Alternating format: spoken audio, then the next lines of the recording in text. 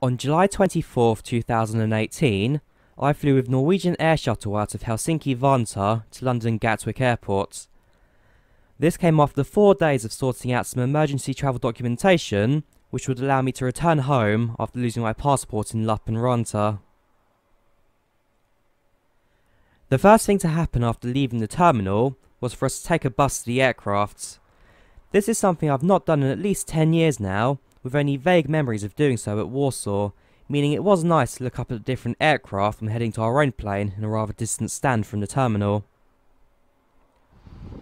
Once arriving at our aircraft, I decided to leave my suitcase behind as I opted for my luggage to be sat in the hold for the flight rather than have it in the overhead locker.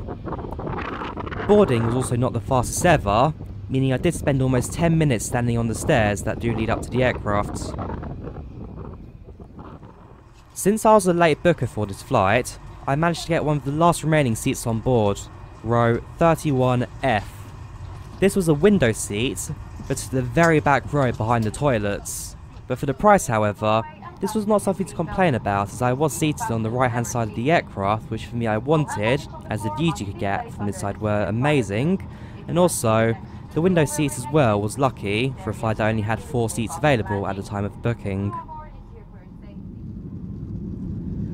Departure out of Helsinki was stunning. The city on the ground is beautiful, and from the air, it looks even better. The departure took us over the city itself, meaning that I could also see exactly where I was standing only hours before the flights.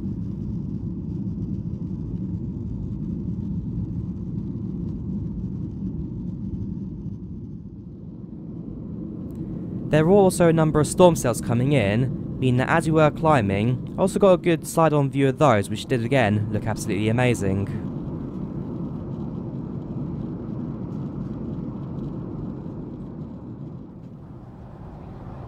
The aircraft I was on is Echo India Foxtrot Juliet Kilo.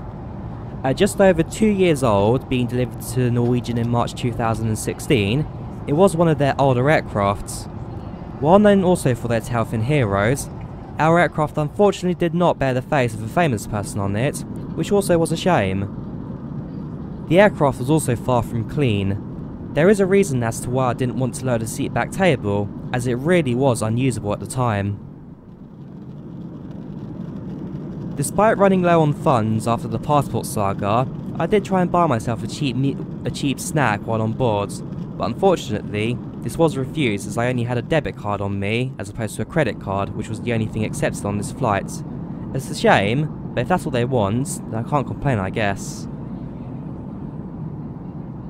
The best part of the flight, however, was something that I both knew about, but also very much didn't expect. Norwegian Wi-Fi is free. I knew they had fitted their aircraft with passenger Wi-Fi, but at no point did I know that anyone could use it at no extra cost. This meant that I could keep up to date with my messages and work, which I was very much behind on at this time, and also reply to some YouTube comments while on board the aircraft, which for me was a little bit of a fist pump moment.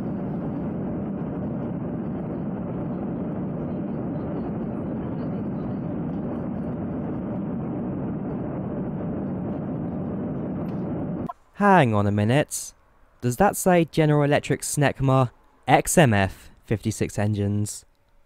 That can't be right.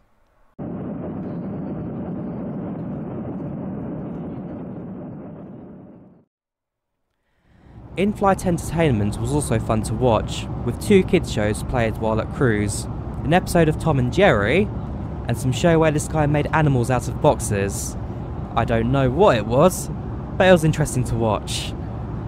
Views are also fairly good out the window of the Scando-Nordic coastline, and the flight itself was also very smooth, at least until landing. Our approach into Gatwick had us do a holding loop as to get a slot in the traffic to land, as the airport only has a single runway operation, which is a shame for an airport with 2 runways. Gatwick itself is also not very popular by people of the UK, as it is slow to navigate around, and the delays are definitely rife within this airport. In our case, as we approached the runway, there was also a slight crosswind in which in the 737 you could see our pilot was combating. The winds did also make for a slightly rough and bounced landing, which as you can hear, did wake up some of our passengers.